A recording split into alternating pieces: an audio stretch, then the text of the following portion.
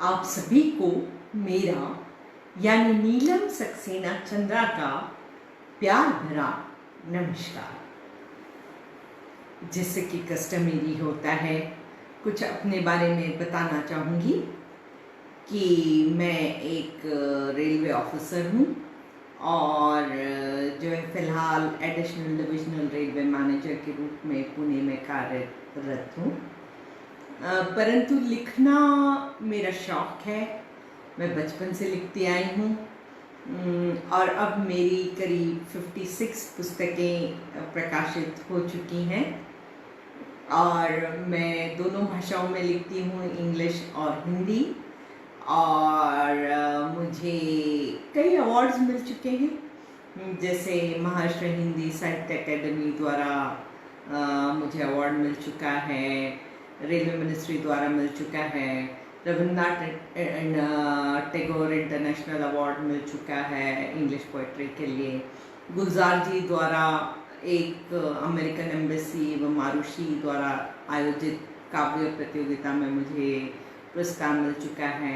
मैंने एक एल्बम मेरे साजन सुन सुन के गीत भी लिखे थे, एक गीत लिखा था सॉरी, तो उसमें रेडियो सिटी द्वारा फ्रीडम अवार्ड हमारे इस गीत को मिला था। और लिम्का बुक ऑफ रिकॉर्ड्स में मेरे नाम से 3 रिकॉर्ड दर्ज हैं और इसके अलावा फोर्ब्स लिस्ट में भी मेरा नाम आया था सबसे पॉपुलर ऑथर्स में से। तो ये था कुछ थोड़ा सा मेरे बारे में। गगनदीप जी ने ज्वाइन कर लिया है और वो नमस्कार लिख रही हैं। नमस्कार गगनदीप जी। तो सबसे पहले तो दोस्तों, अब चूँकि कुछ लोग जुड़ गए हैं, तो सबसे पहले तो मैं गगनदीप जी का शुक्रिया अदा करना चाहूँगी कि वो बड़े प्यार से अपने कार्यक्रमों में मुझे बुलाती रहती हैं और इनका प्यार, इनकी मोहब्बत ही है जो मुझे इनके प्रोग्राम में ले आता है। तो जो है मैं पेश करती हूँ आज की अपनी कविताएं। मेरे जो 4 लाइनर्स हैं वो कुछ ज़्यादा लोग पसंद करते हैं, कुछ ज़्यादा मशहूर हैं, तो बीच बीच में अपनी कविताओं के मैं कुछ 4 लाइनर्स भी पेश करती रहूँगी। तो शुरू करते हैं एक 4 लाइनर से, क्योंकि आजकल कोरोना के समय हर कोई बड़ा हारा हारा सा लगता है, हर कोई बेचारा सा लगता है। तो 2 लाइनें उसी पे मैंने लिखी थी सबको हिम्मत बांधने के लिए कि अंधेरा जब बहुत घना हो रखना खुद पर यकीन। अंधेरा जब बहुत घना हो रखना खुद पर यकीन, तकदीर भी एतवार रखने वालों पर ज़रूर होती है मोहसीन। तकदीर भी एतवार रखने वालों पर ज़रूर होती है मोहसीन। तो गगनदीप जी लिख रहे हैं, you are so sweet and kind. बहुत बहुत शुक्रिया। तपन साहू जी ने भी ज्वाइन कर लिया है। अच्छा, सुरेखा ने ज्वाइन किया है, ओके। हाय सुरेखा। सुरेखा के साथ तो एक मेरी बहुत ही प्रिय सहेली है सुरेखा। हम लोग सेम सर्विसेज को भी बिलोंग करते हैं, तो सुरेखा का ज्वाइन करना मुझे बहुत अच्छा लगता है। और भी लोग मेरे साथ जुड़ गए हैं, तो आप लोग अपने कमेंट्स करते रहिएगा ताकि मुझे आपको सुनाते रहने का जो जोश है वो बना रहे, जो उत्साह है वो बना रहे। तो जो मेरी पहली कविता जो मैं आपको सुनाने जा रही हूँ उसका शीर्षक है धारा जब नदी बनी। भाई, तो उससे पहले एक 4 लाइनर। कोई खिलता है, कोई मुरझा जाता है, मुकद्दर का ये खेल कहाँ समझ आता है। कोई खिलता है, कोई मुरझा जाता है, मुकद्दर का ये खेल कहाँ समझ आता है। चंद पलों की है ये तुम्हारी हमारी जिंदगी, चंद पलों की है ये तुम्हारी हमारी जिंदगी, जी लो मुस्कुराते हुए यही कहता विधाता है, जी लो मुस्कुराते हुए यही कहता विधाता है। तो पेश है मेरी कविता धारा जब नदी बनी।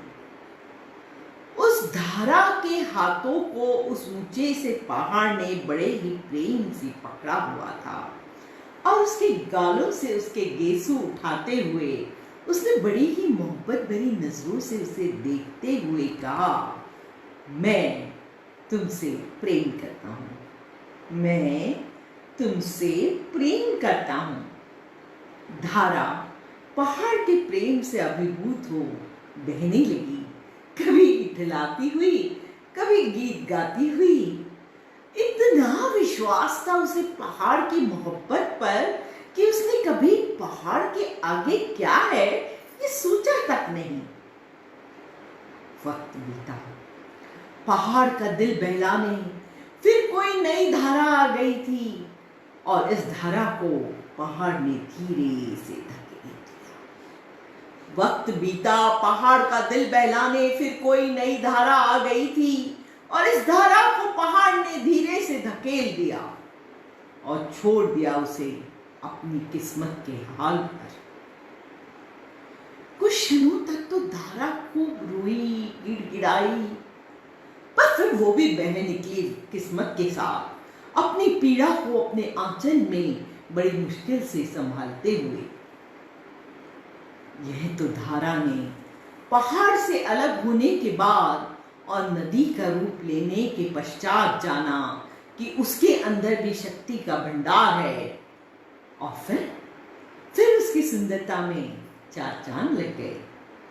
यह तो धारा ने पहाड़ से अलग होने के बाद और नदी का रूप लेने के पश्चात जाना कि उसके अंदर भी शक्ति का भंडार है, और फिर उसकी खूबसूरती में चार चांद लग गए। तो देखते हैं कुछ कमेंट्स हैं। सतविंदर कौर जी आ गई हैं, सत श्री अकाल जी। आप लिख रही हैं बहुत खूब, बहुत बहुत शुक्रिया आने के लिए भी, जुड़ने के लिए भी और कविता को पसंद करने के लिए भी। तो बढ़ते हैं मेरी अगली कविता की ओर, परंतु उससे पहले एक फोर लाइनर। किधर को जाना होता है और चल देते हैं वो कदम किधर, किधर को जाना होता है और चल देते हैं वो कदम किधर। गर मजबूत न हो रिश्तों की जड़ तो रिश्ते जाते हैं एक दिन बिखर। गर मजबूत न हो रिश्तों की जड़ तो वो रिश्ते जाते हैं एक दिन बिखर। तो जो मेरी अगली कविता है उसका शीर्षक है दाल और रिश्ते। दीप सक्सेना जी भी ज्वाइन कर ली हैं और लिख रही हैं, हाय दी, गुड इवनिंग। गुड इवनिंग दीप, आप जब आती हैं तो बहुत अच्छा लगता है मेरे कार्यक्रमों को सुनने के लिए। तो पेश है मेरी कविता दाल और रिश्ते। जब भी मेरे बगीचे में तेज बारिश होती है और आंधियां साएं साएं चलती हैं, एक ना एक जामुन के पेड़ की डाल दरख्त से टूट कर गिर ही जाती है और उसे यूं जमीन पर बेबस सा गिरा हुआ देख न जाने क्यों आंखों से आंसू आ जाते हैं। जब भी मेरे बगीचे में तेज बारिश होती है और आंधियां साएं साएं चलती हैं, एक न एक जामुन के पेड़ की डाल दरख्त से टूट कर गिर ही जाती है और उसे यूं जमीन पर बेबस सा गिरा हुआ देख न जाने क्यों आंखों से आंसू आ जाते हैं। शायद ये डालियां याद दिलाती है मुझे उन टूटते रिश्तों की जो जरा सी मुश्किलें आने पर बिखर कर गिर जाते हैं। ये एक विपदा आई और ये एक रिश्ता झड़ा, ये दूसरी अड़चन आई और ये एक रिश्ता टूट गया। क्यों टूटती है ये डालें इतनी आसानी से? क्या ये कोई कुदरत का नियम है या फिर ये डालें खोखली हो गई है? क्या फिर इन दरख्तों की जड़ ही अंदर से कमजोर हो गई है? टूटने का कारण सोचने चली थी कि अचानक नजर उस डाल पर फिर पड़ गई जो कुदरत को लाचार नजरों से देख रही थी। कभी उससे हाथ जोड़कर याचना कर रही थी, कभी उसकी सिसकती हुई आवाज सुनाई आ रही थी, कभी वो चीख रही थी, कभी वो चिल्ला रही थी, ऐ कुदरत मुझे एक बार फिर से मिला दो ना मेरे उस बड़े से दरख्त से। ऐ कुदरत मुझे फिर से मिला दो ना मेरे उस बड़े से दरख्त से। मुझे पता था कुदरत खुद ही लाचार है, मुझे पता था कुदरत खुद ही लाचार है। पता नहीं उसे वो चीखें सुनाई भी दे रही थी या नहीं, पर मैं अबस सी भाग गई घर के भीतर कि नहीं देखी गई मुझसे उस डाल की बेचारगी और बेबसी। पता नहीं कुदरत को वो चीखें सुनाई भी दे रही थी या नहीं, पर मैं अबस सी भाग गई घर के भीतर कि नहीं देखी गई मुझसे उस डाल की बेचारगी और बेबसी। तो दोस्तों, ये थी मेरी कविता डाल और रिश्ते। तो बढ़ते हैं मेरी अगली कविता की ओर, परंतु उससे पहले एक 4 लाइनर। बुझे नेत्र जब नाम ढूंढते हैं, थके पांव जब मुकाम ढूंढते हैं। बुझे नेत्र जब धाम ढूंढते हैं, थके पांव जब मुकाम ढूंढते हैं। राहें अपने आप मिलती ही जाती हैं, हारे पंख जब आसमान ढूंढते हैं। राहें अपने आप मिलती ही जाती हैं, हारे पंख जब आसमान ढूंढते हैं। कमला कौशल जी ने ज्वाइन कर लिया है और वो लिख रही है नाइस। बहुत बहुत शुक्रिया कमल जी ज्वाइन करने के लिए भी और मेरी कविता को पसंद करने के लिए भी। दीप लिख रही है वाह क्या कल्पना शक्ति है आपकी, रिश्तों का न्यू एनालिसिस। थैंक यू दीप, आपको ये कविता पसंद आई, ये देखकर मुझे बहुत अच्छा लगा। तो बढ़ते हैं मेरी अगली कविता की ओर जिसका शीर्षक है दीप। ये मैंने तब लिखी थी जब दिवाली का समय था और आशा है आप इसे पसंद करेंगे। निर्मल जसवाल राणा जी ने भी ज्वाइन कर लिया है, बहुत बहुत शुक्रिया। आप कनाडा से हैं और बहुत अच्छी कवयित्री हैं। आप लिख रही हैं I to join now, thank you so much, thank you for joining. Surekha लिख रही है वाह वाह, बहुत शुक्रिया। गगनदीप जी लिख रही हैं beautiful poem reminds me of the story when the leaf fell off the tree and people comment whose fault is it, the tree, the branch or the leaf। बिल्कुल सही, कि कुछ दोनों में काफी सिमिलैरिटी है। ये अभी आपने जब लिखा तब मुझे एहसास हुआ। तो पेश है मेरी कविता दीप।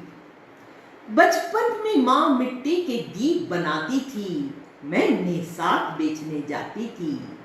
दीप दे दो, दीप दे दो, ये गूंज हर ओर से सुनाई आती थी। फिर मैं कुछ बड़ी होने लगी, ख्वाबों की दुनिया में खोने लगी। कुछ पढ़ूंगी, कुछ बनूंगी, आशाओं के बीज में बोने लगी। ख्वाब नहीं सच हो पाया, मेरी शादी के लिए रिश्ता आया, बना के दुल्हन भेज दिया गया मुझे। फिर वही दीप मेरे हाथ में आया, जिंदगी दीप से फिर सजने लगी। एक बार फिर दीप बेचने लगी। दीप दे दो, दीप दे दो, ये आवाज फिर गूंजने लगी। पहले तो दीप यूं ही बिक जाते थे, बिना आवाज लोग खिंचे चले आते थे। पर फिर मॉल का जमाना आ गया, मेरे दीप यूं ही खामोश रह जाते थे। इस बार फिर से दुकान सजाई है, मॉल की किनारे पर ही लगाई है। ओ बाबू दीप ले लो ना, सुनो ना। आह, नाकामी की एक और शाम आई है। सुनो, दीप नहीं रोशनी बेचती हूं मैं, पैसे भी कुछ खास नहीं लेती हूं मैं, पर फिर भी सारी भीड़ को बड़ी दुकानों पर ही देखती हूं मैं। 2 दीप ही खरीद लो ना बाबू, रोशनी मेरे घर में सजने दो ना बाबू। तुम्हारे लिए वो चंद सिक्के हैं बाबू, पर मेरे लिए वो सिक्के जिंदगी है बाबू। कुछ दीप ले लो ना बाबू। तो ये थी मेरी कविता दीप। ये इस बात का एहसास दिला रही थी कि हम लोग सिर्फ मॉल पे रिलाय करते हैं, परंतु वो छोटे छोटे दुकानदार या छोटे छोटे बेचने वाले लोग वो जब अपना सामान बेचते हैं उनको भी खरीदना चाहिए। और ये शायद हम सभी भारतीयों को एहसास हुआ होगा कि जब कोरोना आया था और लॉकडाउन हुआ था तो हमारे काम ना अमेज़न आया था, ना फ्लिपकार्ट आया था, ना और बिग बास्केट आया था।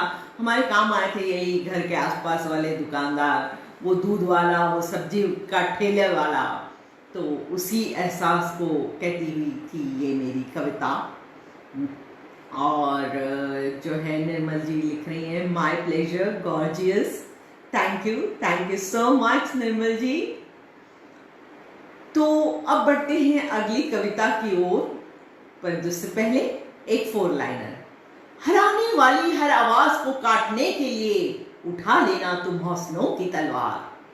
हराने वाली हर आवाज को काटने के लिए उठा लेना तुम हौसलों की तलवार। वक्त जब भी चुनौती दे तेज कर लेना अपने चलने की रफ्तार।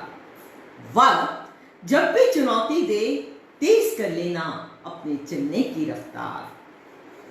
कमला कौशल जी लिख रही हैं, बहुत ही सुंदर, बहुत शुक्रिया। सुरेखा लिख रही है, दीप दीप से जो आवाज गूंजने लगी वो बेचती है रोशनी दिल से। बहुत अच्छी, बहुत शुक्रिया सुरेखा। और गगनदीप जी लिख रही है, correct, and we should not even bargain with them. Yes, that's a practice I have adopted since years में भी।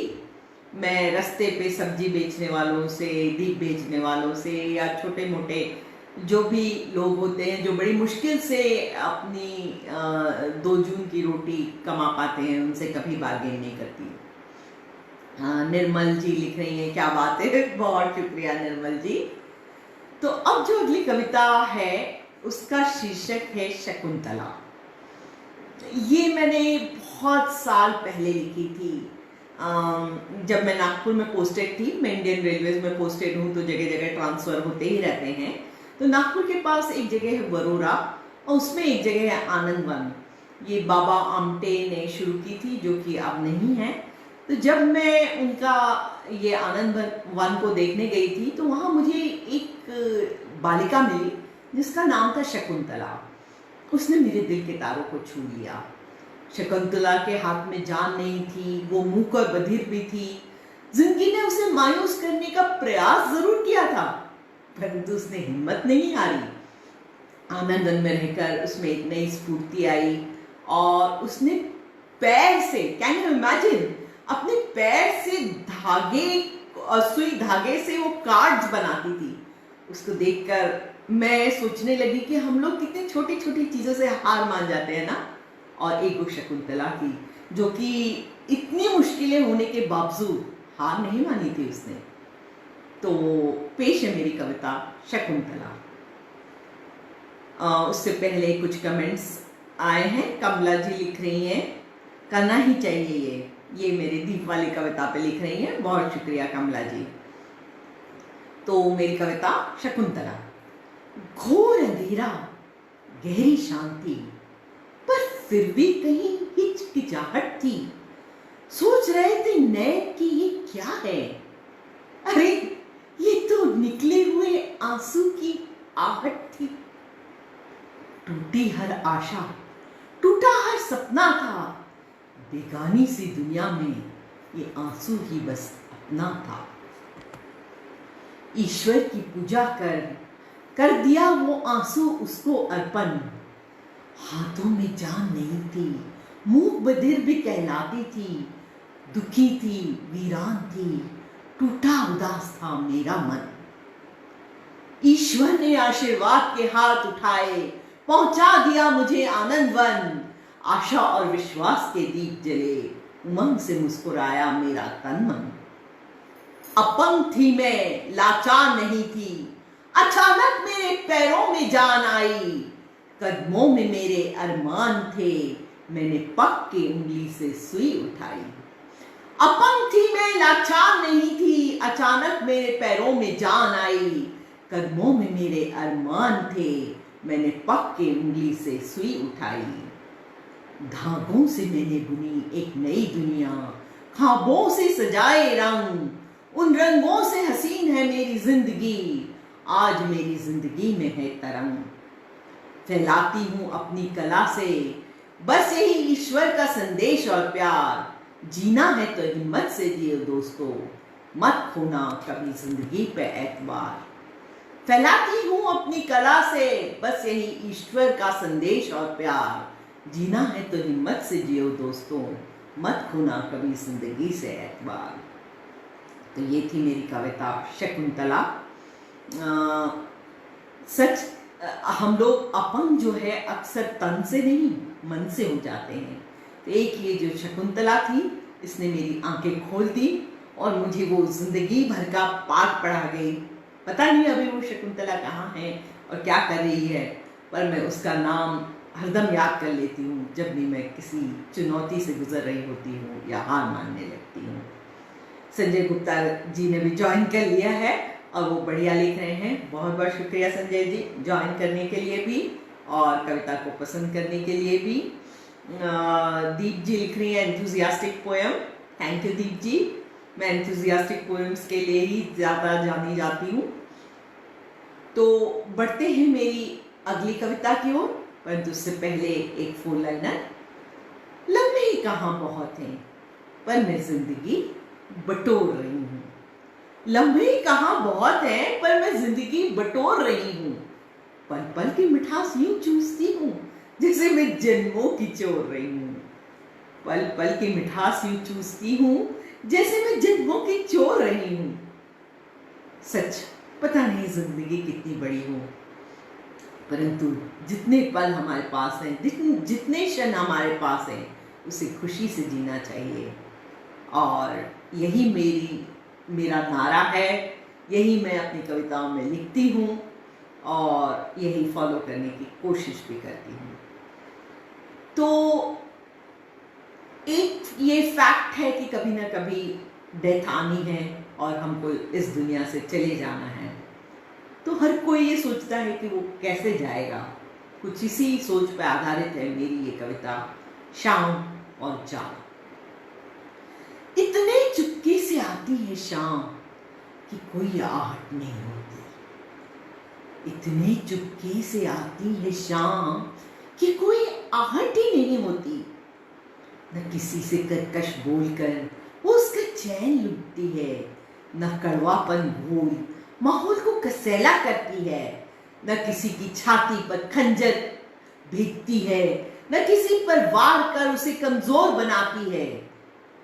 बस वो चुपचाप चली जाती है। जाते जाते बस कहीं वो ठंडी हवाओं के झोंके मोहब्बत भरकर भेज देती है, कहीं वो कलियों को गुल में परिवर्तित कर जाती है और कहीं वो इश्क करता चांद आसमान में छोड़ जाती है।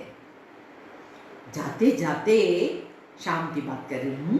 जाते जाते बस कहीं वो ठंडी हवाओं के झोंके मोहब्बत भरकर भेज देती है, कहीं वो कुछ कलियों को गुल में परिवर्तित कर जाती है और कहीं वो इश्क करता चांद आसमान में छोड़ जाती है। सुनो मौला, सुनो मौला, मेरी भी यही गुजारिश है, मेरी भी यही गुजारिश है कि मैं जब भी जाऊं तो मुझे शाम की तरह ही चुपचाप चले जाने देना।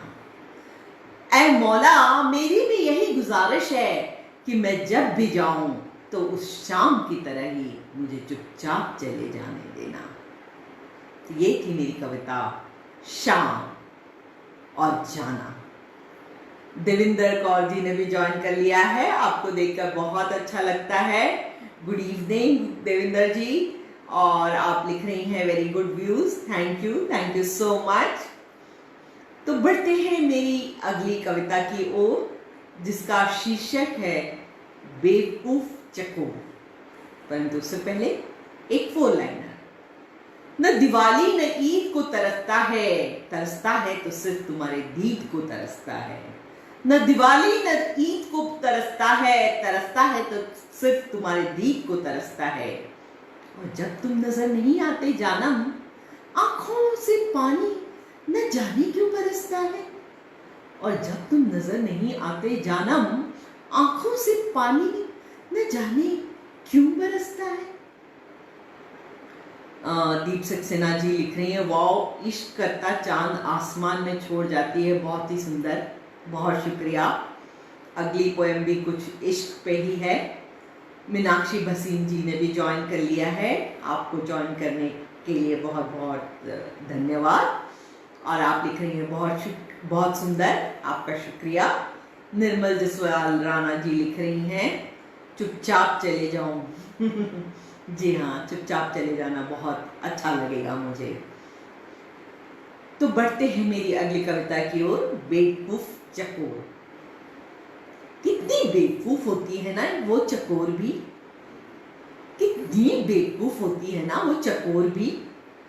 न कभी बात की, न हाथ पकड़ा, न छुआ, न महसूस किया, और फिर भी चाहने लगती है चांद को। न कभी बात की, न हाथ पकड़ा, न छुआ, न महसूस किया, और फिर भी चाहने लगती है चांद को। भला इश्क ऐसे भी कोई करता है? भला इश्क ऐसे भी कोई करता है? आजकल की पीढ़ी को देखो, जो हाथ पकड़ने से पहले साथी का इतिहास और भूगोल जान लेती है, जो चाहने से पहले चुम्बन लेती है, दिल मिलाने से पहले जिस्म मिलाती है, और ना पसंद आए तो छोड़ देने में भी नहीं कतराती। आजकल की पीढ़ी को देखो, जो हाथ पकड़ने से पहले साथी का इतिहास और भूगोल जान लेती है, जो चाहने से पहले चुम्बन लेती है, दिल मिलाने से पहले जिस्म मिलाती है, और न पसंद आए तो छोड़ देने में भी नहीं कतराती। जिंदगी एक खेल बनकर रह गई है, और इश्क एक कथा कहानी। जिंदगी एक खेल बनकर रह गई है, और इश्क एक कथा कहानी। पर शायद ठीक ही करती है ये पीढ़ी, पर शायद ठीक ही करती है ये पीढ़ी। न कोई दर्द जहन को चीरता है, न कोई इंतजार दिल के टुकड़े करता है, न नहीं पाने का दर्द आंखों को गीला करता है। शायद ठीक ही करती है ये पीढ़ी, न कोई दर्द जहन को चीरता है, न कोई इंतजार दिल के टुकड़े करता है, न नहीं पाने का दर्द आंखों को गीला करता है। अच्छा ही है इस पीढ़ी ने पहने कर लिए हैं अपने अस्त्र शस्त्र, और नहीं बची है वो एक बेवकूफ चकोर। अच्छा ही है इस पीढ़ी ने पहने कर लिए हैं अपने अस्त्र शस्त्र, और नहीं बची है वो एक बेवकूफ चकोर। शायद हमारी पीढ़ी एक बेवकूफ चकोर की ही तरह थी, और उसी पे बेस्ड है ये कविता। तो जो है कुछ कमेंट्स को पढ़ लेते हैं। संजय कुमार गुप्ता जी लिख रहे हैं शाम शांति से जाने देना बहुत अच्छी, सभी की यही चाह। बहुत बहुत शुक्रिया संजय जी। देविंदर कौर जी लिख रही हैं वाह क्या बात है, बहुत बहुत शुक्रिया देविंदर जी। निर्मल जी लिख रही हैं कविता की उम्दा पंक्ति चुपचाप चले जाना, बहुत बहुत शुक्रिया, ये मेरी पिछली कविता के लिए थी। फिर वो लिख रही है ये इश्क नहीं आसा, सही कहा ये इश्क नहीं आसा। दीप लिख रही है क्या बात, बिल्कुल सही, बहुत बहुत शुक्रिया दीप। निर्मल जी लिख रही हैं एक आँख का दरिया है और डूब जाना है, डूब के जाना है, बहुत सही बहुत सही। देविंदर कौर जी लिख रही है वेरी राइट नीलम जी, बहुत शुक्रिया। सुरेखा लिख रही है जिंदगी एक खेल ही है जहां कभी हार तो कभी जीत है, बहुत सही लिखा है सुरेखा आपने। तो आप सभी का बहुत बहुत शुक्रिया कि आप लोग मेरे साथ ज्वाइन किए हुए हैं, और वक्त का तो पता ही नहीं चलता है, और मैं अपनी आखिरी कविता की ओर बढ़ रही हूँ। परंतु उससे पहले एक फोन लाइनर। कुछ भी तो नहीं मेरे पास जो है सिर्फ एक मुस्कान है, कुछ भी तो नहीं मेरे पास जो है सिर्फ एक मुस्कान है, और मेरी रूह में रोशन मेरे लाखों अरमान हैं, और मेरी रूह में रोशन मेरे लाखों अरमान हैं। डॉक्टर गगनदीप जी लिख रही हैं करेक्टली सेट जी, बहुत बहुत शुक्रिया गगनदीप जी। तो आखिरी कविता जो मैं पेश करूंगी उसका शीर्षक है ताकना है चांद को। ताकना है चांद को। गिर गिर जाता है चांद आसमान से, गिर गिर जाता है चांद आसमान से, बड़ा ही बैरी है क्या जाने वो क्या क्या जतन नहीं करने पड़ते मुझे उसे आसमान में टापने की खातिर। पकड़ लेती हूँ चांद को और रख देती हूँ अपनी जेब में, फिर ढूंढ कर लाती हूँ सीढ़ी और एक एक डंडे पर डर डर के चलती हूँ, संतुलन संभालती हुई, जैसे कोई नट सामने बांधता हुआ बढ़ता है रस्सी पर गिर गिर जाता है चांद आसमान से। कभी सुई धागा लाकर सिर्फ देती हूँ उसे आसमान से, कभी चिपका देती हूँ उसे गोंद या फेविकॉल से, कभी चावल की लेई बनाकर लगा देती हूँ उस पर, कभी स्टेपलर लेकर स्टेपल कर देती हूँ और कभी कभी तो सिर्फ आसमान पर एक हुक बनाकर उसे टांग देती हूँ। कभी सुई धागा लाकर सिल देती हूँ उसे आसमान से, कभी चिपका देती हूँ उसे गोंद या फेविकॉल से, कभी चावल की लेई बनाकर लगा देती हूँ उस पर, कभी स्टेपलर लेकर स्टेपल कर देती हूँ और कभी कभी तो सिर्फ आसमान पर एक हुक बनाकर उसे टांग देती हूँ, पर गिर गिर जाता है चांद आसमान से। जरूरी है कि टाका हुआ रहे ये चांद आसमान से, जरूरी है कि टाका हुआ रहे ये चांद आसमान से, नहीं तो अमावस्या ही अमावस्या हो जाएगी जीवन में, आखिर ये आशाओं का चांद है। जरूरी है कि टाका हुआ रहे ये चांद आसमान से, नहीं तो अमावस्या ही अमावस्या हो जाएगी जीवन में, आखिर ये आशाओं का चांद है। तो आशाओं को बार बार पुकारते रहना पड़ता है, जहन से उसे आवाज देनी पड़ती है, और यही एहसास जता रही थी मेरी ये कविता। तो जो है कुछ कमेंट्स जो आए हैं उन्हें पढ़ लेते हैं। Devinder Kaur ji, you are very right लिख रही हैं, अच्छा ये तो मैंने पढ़ लिया। डॉक्टर गगनदीप जी लिख रही हैं, करेक्टली सेड जी, बहुत शुक्रिया।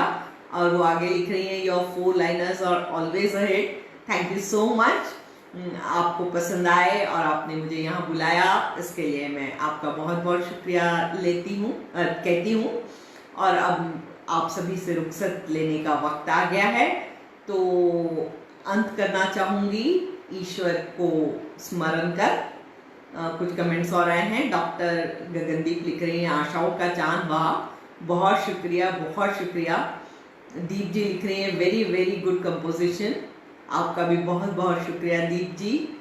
देविंदर जी लिख रही है, नीलम जी टू गुड, वाह, आपको नमन, आपको बहुत बहुत नमन, आप भी बहुत अच्छी कवयित्री हैं, तो आपकी दाद मिलने पर बड़ी खुशी हो रही है। और तो अब रुखसत लेने का वक्त आ गया है, तो मैं एंड करना चाहूँगी इन 4 लाइनों के साथ। मौला मेरे मौला मैं मद मस्त हुआ रे, मौला मेरे मौला दे मुझे तू दुआ रे, मौला मेरे मौला मैं मद मस्त हुआ रे, मौला मेरे मौला दे मुझे तू दुआ रे, बाबरा समन न मस्त मस्त झूमे, बाबरा समन न मस्त मस्त झूमे, रहमत है तेरी दुआओं ने छुआ रे, रहमत है तेरी दुआओं ने छुआ रे। तो जो कुछ भी है ये ईश्वर का आशीर्वाद ही है, और उसको मैं शुक्रिया अदा करना चाहती हूँ। कुछ कमेंट्स आए हैं। डॉक्टर गगनदीप जी लिख रही हैं, thanks to you too for joining, we didn't realize about the time, yes I don't even know how long I have spoken। निर्मल जी लिख रही हैं, अभी न जाओ छोड़कर कीजिए अभी भरा नहीं। निर्मल जी से अभी अभी मेरी दोस्ती हुई है, और मुझे पूरा विश्वास है कि ये दोस्ती चलती रहेगी, क्योंकि हम लोगों को एक दूसरे की बातें बहुत पसंद आ रही हैं।